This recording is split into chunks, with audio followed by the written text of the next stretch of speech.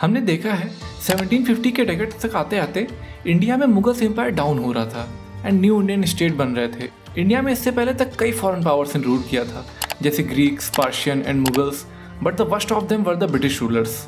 जो Britishers India में व्यापारी बनकर आए थे, अब वो डिक्टेटर बन गए थे। नाउ द क्वेश्चन इज कि क्या उन्होंने हमारे लिए कुछ अच्छा किया? वेल, इसका आंसर हाँ या नहीं दोनों में है। द गार्जियन ने एक आर्टिकल पब्लिश किया, what British rule did for India, जो कि अमृत सेन ने लिखा। हियर इन दिस वीडियो हम दोनों साइड्स कवर करेंगे। What has been the true legacy of Britain from their perspective and what has been the true legacy of British in this particular discussion? British rule India में battle of Plassey 23 जून 1757 में आया, जो कि 200 साल बाद पंडित जवाहरलाल नेहरू की famous speech India trust on destiny के साथ 14 अगस्त 1947 को खत्म हो गया। आगे बढ़ने से पहले जानते हैं ब्रिटिश रूलर्स के पर्सपेक्टिव के बारे में। वैलेंटाइन शिरॉल ने कहा कि India was just a mayor geographical expression और ये geography was even founded by Britishers. John starchy के अकॉर्डिंग इंडिया के पास कभी एक नेशन बनने के कैरेक्टरिस्टिक्स थे ही नहीं और ना ही इंडिया कोई फ्यूचर था। एंड फेमस कार्ल मार्क्स ने 1853 में सजेस्ट किया कि British rule was constructive in India and India need some radical examination and self security. Basically ये लोग व्हाइट मैन बर्डन सिस्टम पर बिलीव करते थे and for them India is basically a land of superstition, snake charmers and Britishers had exposed us to civilization. Britishers के perspective से they had done a lot of things for us. तो देखते हैं what Britishers actually gave us. They introduced railways, telegraph, postal system, social reforms, introduced system of judiciary, CRPC, IPC, bureaucracy and competitive exams, modern Western education, introduced the idea of civilian control of army, introduction of modern financial institution of banking and life insurance, and idea of parliamentary democracy. Well, the first is new job opportunities. Britishers introduced the job opportunities जो especially lower caste को benefit करे. Second is rise of modern middle class in India. North India में modern middle class की growth British rule के time start हुई। India में British rule आने के साथ ही ये बात क्लियर हो गई कि ट्रेडिशनल इंडियन मिडिल क्लास अब अपने पुराने टाइप में नहीं रह सकता था। मिडिल क्लास बेसिकली 4 पार्ट में डिवाइड हुए according to the role played by them in the new country.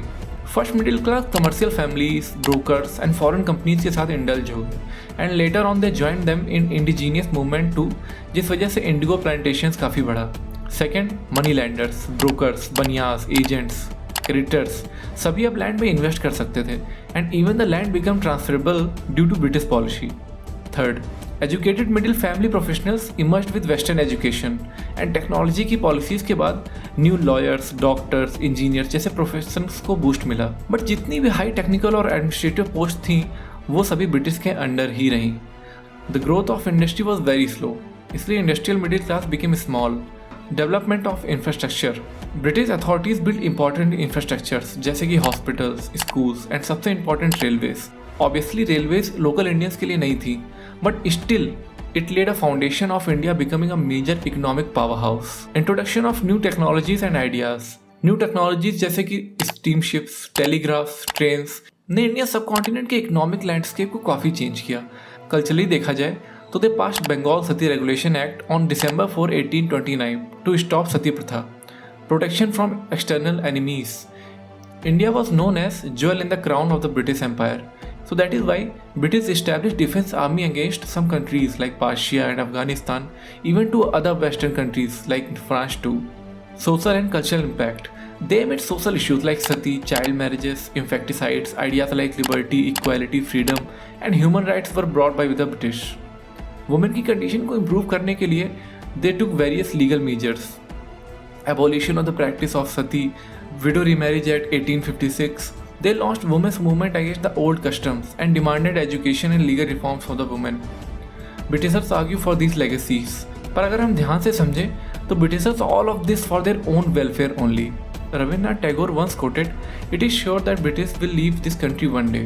It is also sure that they will leave such dirt and faith that even generations of Indian will not be able to clear the mess." William डेनपाइल ने अपनी book the NRC में कहा, "The economic figures speak for themselves. In 1600, when the East India Company was found, Britain was generating 1.8% of the world's GDP, while India was producing 22.5%. By the end of the rule, those figures had more or less been reversed. India was reduced from the world's leading manufacturing nation to a symbol of famine and deprivation only. So this is the true legacies of British. They gave us partition, deindustrialization, stagnation, deterioration of agriculture, economic drain, politics of religion and politics of caste, colonial hangover and bureaucracy.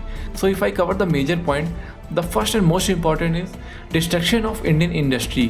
When British rule took over, government was forced to import goods from the British. Handmade craft बंद करा दिए गए और उसकी वजह से local cloth, metal and carpentry industries started to fall.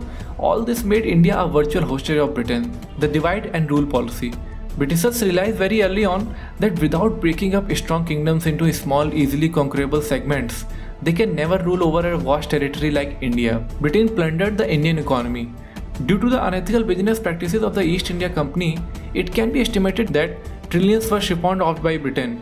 Such practices even destroyed the Indian industries and ensured that money flowing through the Indian economy ended up in the hands of London. On the surface, it may seem that the British rule in India that transformed the society for the better, but upon closer examination, benefits were purely for the Britishers. और इसी reference में Shashi Tharoor, a former Under Secretary General of the United Nations, ने Oxford union में एक speech the that Britain owned reparations of her former colonies and Prime Minister Narendra Modi praises him, but like so many other things, लोगों को ये भी नहीं पता है. And that is why I am making this video to share knowledge कि अगर कल कोई आपसे true legacies of Britain for India पूछे, then you must have a powerful and definite answer and a strong reason to love India. Jai Hind. So friends, if you have found this video informative, please hit the like button and subscribe to our channel. Thank you.